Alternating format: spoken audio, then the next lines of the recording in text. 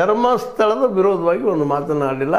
ಕೊನೆಗೆ ನಮ್ಮ D K Shivakumar ಅವರು ಇದೊಂದು ಏನಪ್ಪ ಅಂದರೆ ಷಡ್ಯಂತ್ರ ಅವರು ಏಳಿಗೆಯನ್ನು ಕಾಣಿದವ್ರು ಮಾಡ್ತಾ ಇದ್ದಾರೆ ಅನ್ನೋಂಥ ಮಾತುಗಳನ್ನ ಆರೋಪ ಮಾಡಿದರು.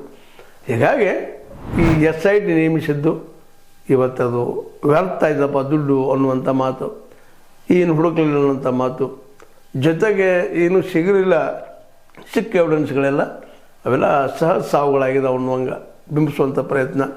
ಆದರೆ ಇದನ್ನೆಲ್ಲ ದೊಡ್ಡದು ಮಾಡಿ ಸುಳ್ಳು ಆರೋಪ ಮಾಡಿ ನಮ್ಮ ಏನಪ್ಪ ಅಂದ್ರೆ ಈ ಧರ್ಮಸ್ಥಳದ ಏನು ಧರ್ಮಾಧಿಕಾರಿ ಕೆಟ್ಟ ಹೆಸರು ತರುವಂಥ ಪ್ರಯತ್ನ ಮಾಡಿದ್ದಾರೆ ಅನ್ನುವಂಥ ಆರೋಪ, ಇವೆಲ್ಲ ದೃಷ್ಟಿ ಇಟ್ಟುಕೊಂಡು ಧರ್ಮಸ್ಥಳ ಇನ್ನೂ ಏನಪ್ಪ ಅಂದ್ರೆ ಮತ್ತೆ ಆರಂಭ ಹಂತದಲ್ಲದ ಇಲ್ಲಿಯ ಅನ್ಯಾಯಗಳಿಗೆ ಉತ್ತರ ಸಿಗೋದನ್ನು ಸುಲಭ ಇಲ್ಲ ಅನ್ನೋದು ಈಗಾಗಲೇ ಸ್ಪಷ್ಟ ಆಗ್ತಾಯಿದೆ. 2025 ಕೊನೆಯ ದಿನವಾದ್ದರಿಂದ ಸ್ಪಷ್ಟವಾಗಿ ಹೇಳಬೇಕಾಗಿದ್ದೇನಪ್ಪ ಅಂತಂದ್ರೆ ಇಲ್ಲಿ ಏನಾಗಿದ್ದಾವೆ ದುರಂತಗಳು ದೌರ್ಜನ್ಯಗಳು ಇವುಗಳಿಗೆಲ್ಲ ಉತ್ತರ ಸಿಗ್ತದನ ಅನ್ನುವಂಥ ಇನ್ನೂ ಅನಿಶ್ಚಿತತೆ ಇವತ್ತದ.